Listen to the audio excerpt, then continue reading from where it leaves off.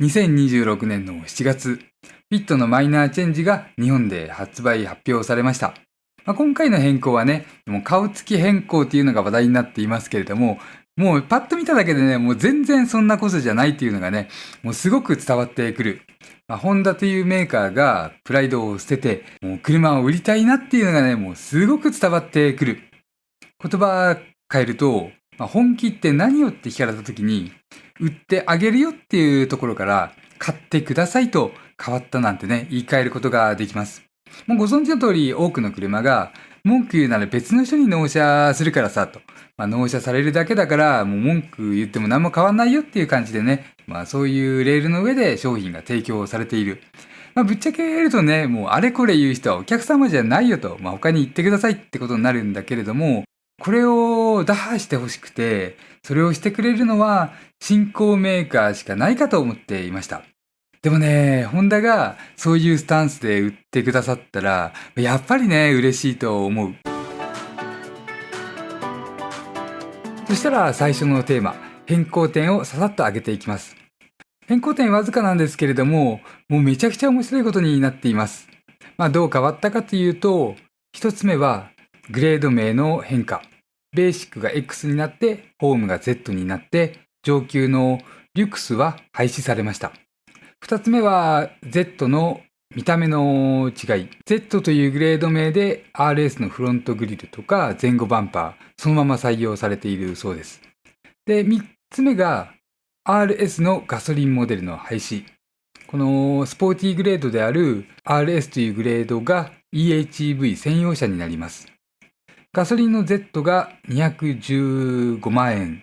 ハイブリッドの EHEV-Z が250万円。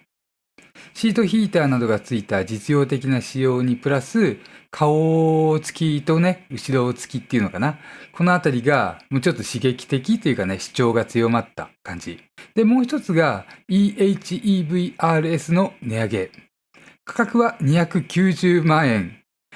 今までと比べて28万円もの値上げなんですよね。コンパクトカーで28万円も値上げするのかって、ムカつくかもしれないです。ただ中身を見ると納得の部分があって、今回の RS は今までオプションだった高品質なホンダコネクトディスプレイと ETC2.0 が最初から標準装備されていると考えられます。ちょっとここはね、角度 90% の話です。で、もしね、ナビ標準のこのナビの質の部分で、この高品質な方のホンダコネクトナビだった場合、よくある安い方のタイプのナビと違って、スマホと連携してレスポンスが良かったり、タッチ操作した時の反応が良かったり、で、価格も20万円相当と言えるぐらいのもの。なので、実質的な値上げはそんなに大きくないんじゃないかと。で、プラスして、ワイヤレス充電器とか、ステアリングヒーター、さらにシートヒーターなどもついていますので、そんなにね、変わらないというか、同じぐらい、もしくは3万円程度の値上げなんてね、推測できます。では、2つ目のテーマいきます。グレード名は飾りじゃない。自分が今回、ホンダやってきたね。ついにホンダも本気になったのかってうねったのが、グレード名の変更。もうこれだけでね、本気度が感じられます。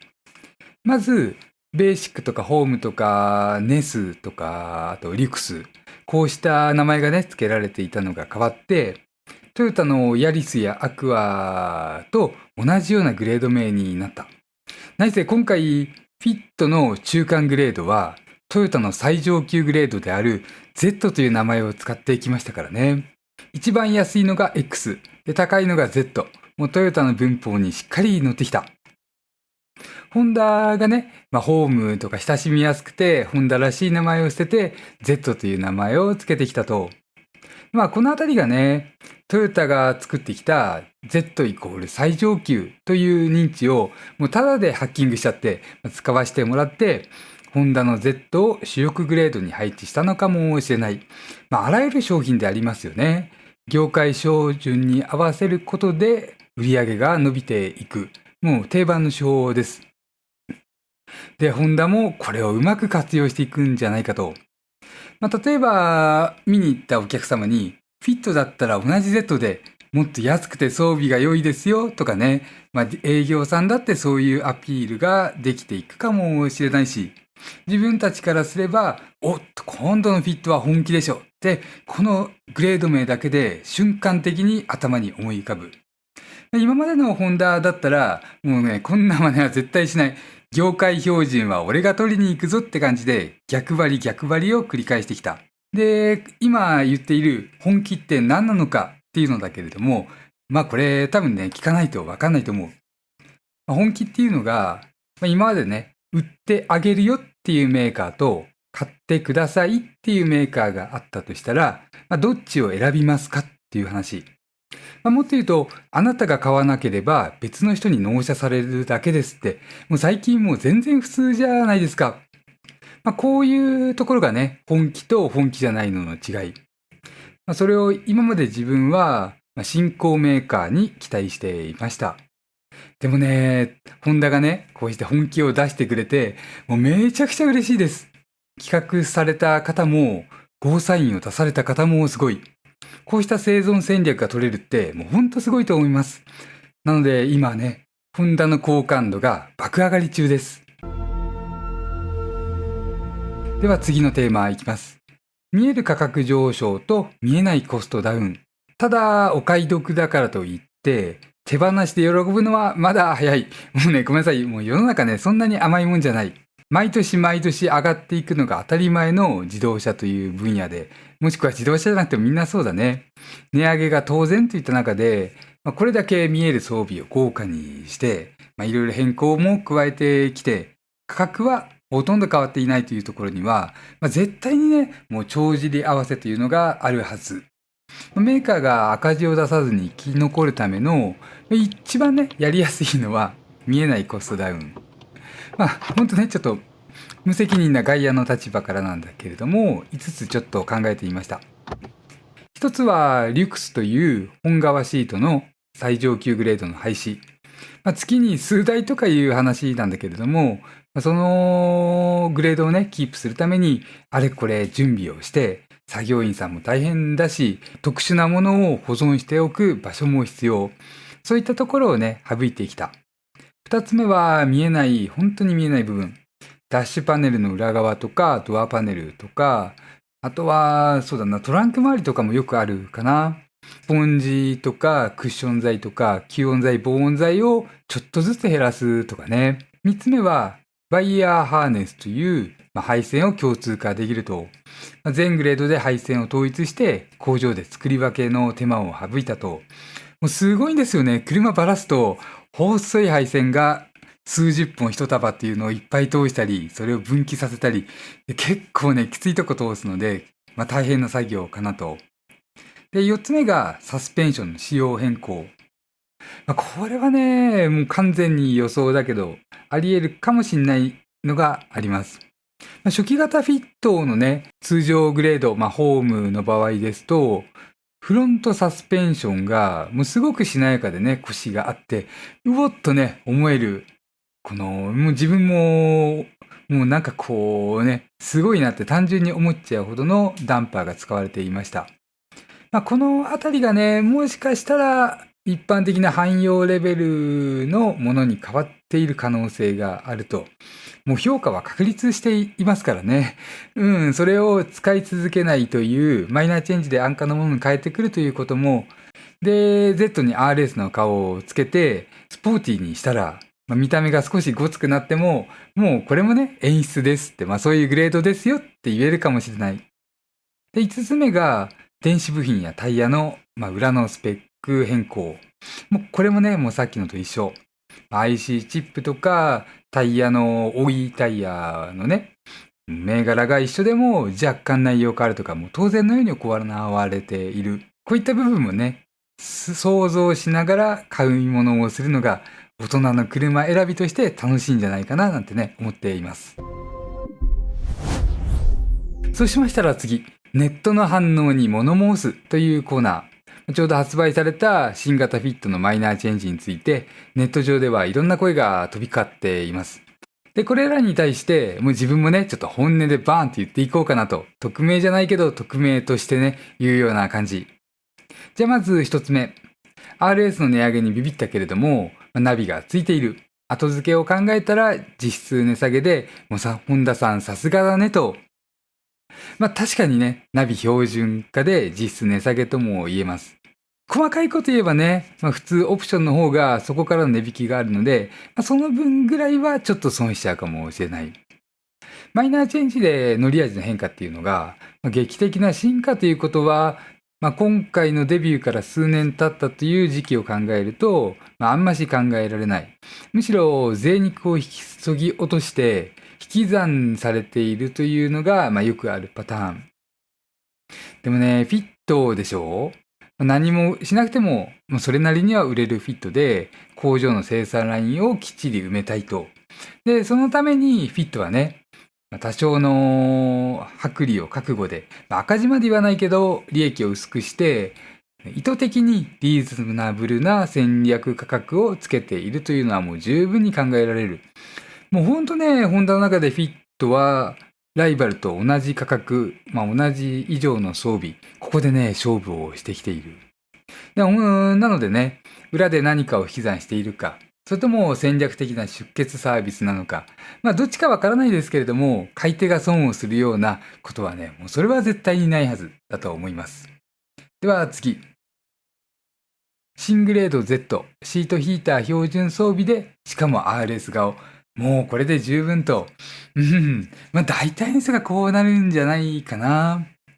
確かにね、今までのフィットは大人しすぎて人畜無害。見た目が弱点だってもう散々言われてきた。でもね、やっぱり主張がね、ある顔に変わると、もうがぜん変わって、もうお財布の紐緩んじゃいますよね。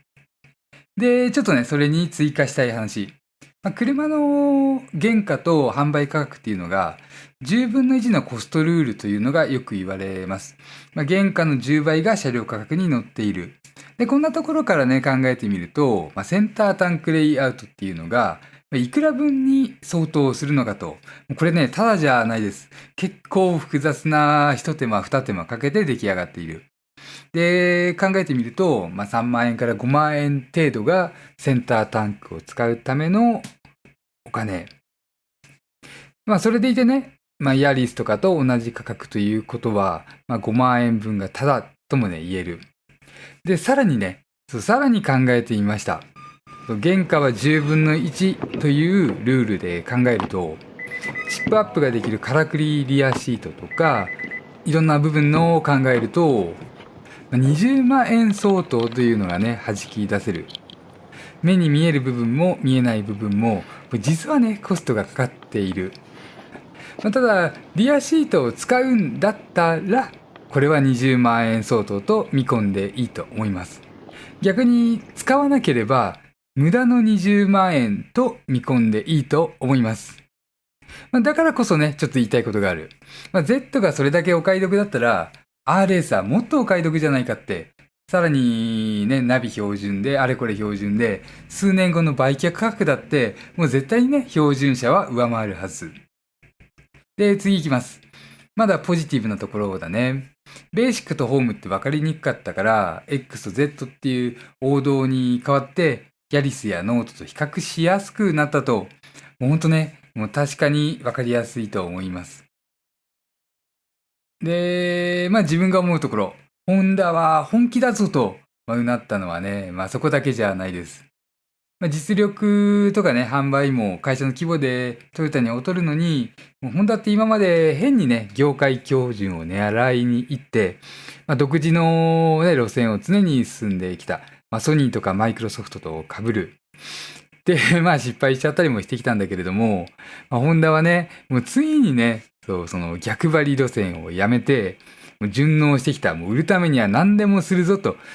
そういうね、気迫を感じるようになった。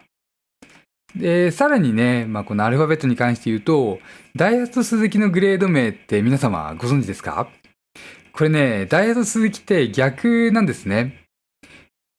どっちかは X が最上位で、どっちかが一番安い。で、X と G とあると、ダイハツとスズキはね、これが逆になっている。もうめちゃくちゃですよね。合わせてきているようで、しっかり差別化をしている。だからね、アルファベットだからいいということはもう絶対ない。でね、もう今回のフィットはもうすごいです。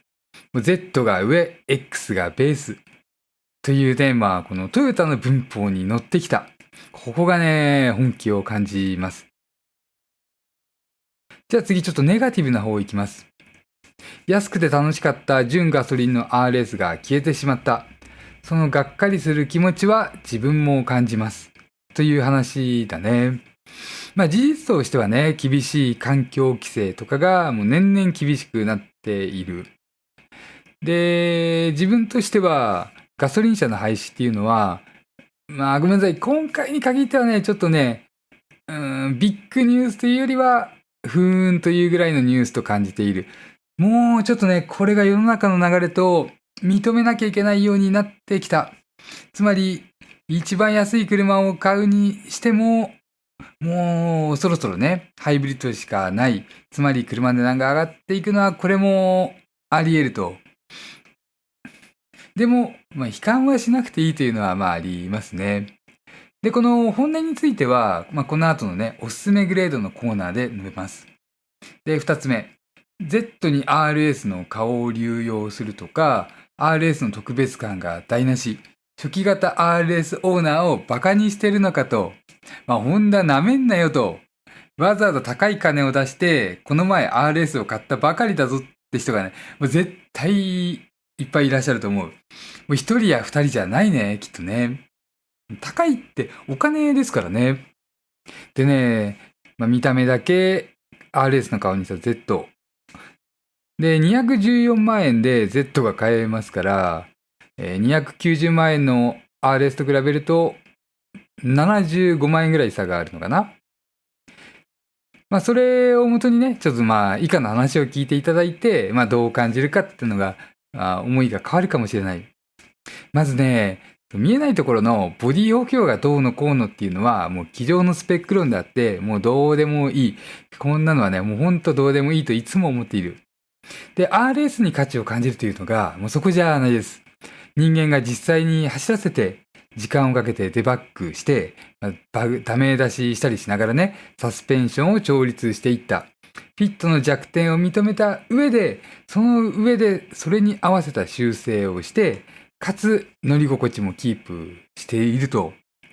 このフィットというのがね、ちょっと根本的な弱点というのを感じるんですよね。で、RS はもうそれを消して絶妙に乗り心地を確保。このあたりがね、人間の仕事かなって自分は思っています。人間が時間をかけて味見をして、で、変更して、また味見をして、もうこれ繰り返したらね、車のお値段が上がっちゃうのはしょうがない。でも、ちゃんとした車になる。本当の理由とかはね、もうホンダのエンジニアしかわかんないけれども、でも人間がね、時間をかけてじっくり作った車だったら、もう Z の顔の形状がどうこうとか、もうそんなのはね、もう何も思わなくていいと思う。もう RS が羨ましいでしょって顔してればね、いいだけだと思います。で、次、ネガティブな意見として、リュクスの廃止。そうね、本革シートに魅力、価値を惹かれた人にとっては、やっぱりね、リュクスが消えたのはショックらしい。フィットの強みだったのにと。確かに小さな高級車っていうコンセプト自体はね、実はこれはね、ノートオーラに先駆けて、フィットの方がね、ちょっとだけでも先に出てきた。じゃあちょっとオーラの話出してみましょうか。もうオーラの戦略はね、もう大成功で、めちゃくちゃ人気。で、なんでオーラが本気でいけたかというのは、ベゼルとキックスという場所のポジション、立ち位置も関係していると思う。もう以前はね、ホンダだったら、リクスはちょっとベゼルと食い合いができちゃうけれども、日産はね、キックスがもともとね、もう一つ古い世代、下の世代という扱いで、ちょっとね、立ち位置が違いました。で、ホンダはね、もうフィットの高いの買うんだったらベゼルでしょっていうのがね、もう明らかにあったので、微妙にならざるを得なかったと、そのリクスがね。もし本当に280万円のリュクスでベゼルと対抗するようになったら、もうスパッとね、決まるものも決まらなくなっちゃう。これをね、カニバリゼーションなんて言いますけれども、そんな感じがね、あり得たと。だから、リクスを5ナンバーのフィットに本革シートを乗せて、少しね、オーラほど割り切れなかったと。で、ここからがね、面白いところ。先月日産が2代目キックスだね。で、キックスは価格をバーンと上げて、もうほんと400万円とか450万円出さなきゃ買えないような小さい高級 SUV になってきた。で、ライバルがね、オーラプラスキックスという風になった時に、さあ、ホンダがどうしたかと。サッカーのワールドカップでもうつい先日ね、日本対ブラジル戦。もう前半もう圧倒的に日本の戦術がハマって、もうこれもう完璧に日本が圧勝でしょっていう状況でした。で、そこから後半になったらね、もう圧倒的に不利な状況になった。おーい、監督とか戦術担当者は何やってんのよみたいなね、お前もっと AI 活用しろっていう状況に変わったんですけれども、そんな感じ。ホンダも見事なね、フォーメーション変更をスパスパッとね、ここでやってきた。多分ね、キックスのデビューの時期とフィットのデビューの時期を考えると、もともとね、予測していたと思います。日産は高くていいものを出してくるだろうと。で、そこはベゼルに任せるけれども、もう一つね、もう車が値上がってるってのが人の脳裏に焼き付いている。もうこれは間違いない。なぜ一番安い車が450万って、ちょっと考えちゃいますからね。で、そこで、もう値段が魅力と言えるようなフィットを出してくると、普通でも安く感じる。ここでね、フィットの立ち位置をいろいろ変えてきて、このあたりがね、もうホンダのマーケティングの天才たちが、いろいろね、考えて、で、それにゴーサインを出した経営者の方々、もうね、自分は拍手だと思っています。で、次のコーナー。自分の一押しのグレード。今まで述べてきた状況を踏まえて、自分はどのグレードがいいと思っているのか、人に勧めるのだったらどれかっていうのをね、ちょっと述べていきます。もうこれはね、EHEVRS。もうこれが一択。ただ、そうだね、もう誰しもってわけにいかないから、自分の母親だったら EHEVZ の方かな。多分ね、乗り心地が RS だと硬いとかガッチャンガッチャン言って文句が出ると思う。そうだね。この辺はね、ハイブリッドの方がいいんだけれども、こんな話もできます。損得感情というのをね、ちょっと一旦ゴミ箱に捨ててください。おそらくね、あと何年かすると、日本でね、もうハイブリッドを含む電動車が主流になって、もう、やっぱりその時の主流がこれっていうのがね、もうできてくる。で、あの時、ちょっとケチってね、ガソリン車にしちゃったら、さ、乗り換えなきゃなって時が、あと2年とか3年で、来ちゃうと思うんですよね。イランとアメリカの戦争の、流れにもよるのか。なので、もう損得じゃなくてね、数年後に自分が後悔しないために、EHEV を選ぶというのがね、ちょっと今思うところ。いつもだったらね、ガソリン車をお勧めしたいところだけれども、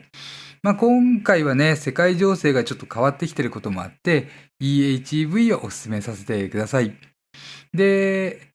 マイナー前の RS と同じ乗り味とか、同じステアフィールをそのまま持っていたとしたら、自分はね、RS をお勧めしたいです。じゃあ最後、簡単にまとめです。フィットのマイナーチェンジ2026について述べさせていただきました。いろいろ言いましたけれども、自動車ってね、もう3万点を超える、ものすごい数の部品のパズル。で、出ていくお金は大きいし、比較して選ぶにしてもね、もう本当難しい。自分たちからしてもね、もう車より難しいレビューって何があるってね、本気で思うわけです。今までに億単位とかそれ以上のお金を使って、練習してセンサーを磨いて、文章を書いて言語化してってのめちゃくちゃ続けてきたけれども、やっぱり難しいです。比較が難しいからこそ、悩んで選ぶプロセスがもう楽しい。もうこれが最大なんじゃないかって思う。今回新しくなったフィットで、特に Z と RS というのは、メーカーとユーザーの知恵比べをねごめんなさい、知恵比べっていうのを、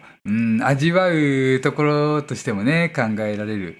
で、こうした話ね、まだまだしたいことあるので、もっと深い比較とか、メーカーの立場だったらどうなのか、ユーザーの立場だったらどうなのか、そういった部分でね、サブチャンネルで裏話、近日中に公開予定ですので、そちらも楽しみにしてください。動画は以上です。チャンネル登録といいねボタンよろしくお願いします。間違いいっぱいの自動車選び、ヒラリー男爵でした。